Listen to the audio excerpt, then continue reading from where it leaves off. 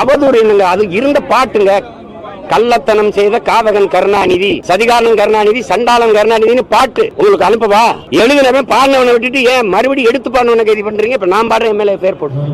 கள்ளத்தனம் செய்த காவகன் கருணாநிதி, சதிகாரன் கருணாநிதி, சண்டாளன் கருணாநிதி. போடு ஓடு பாப்போம், போட்டு உள்ள வை.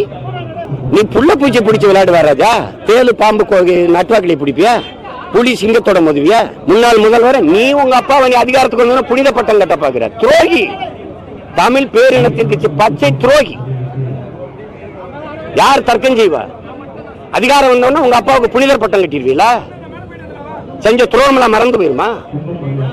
இந்த நாட்டில் தமிழர் இன வரலாற்றில், அரசியல் வரலாற்றில் தீய ஆட்சியின் தொடக்கம், தீய அரசியலின் தொடக்கமே ஐயா கருணாநிதி வந்து உட்கார்ந்த பிறகுதான்.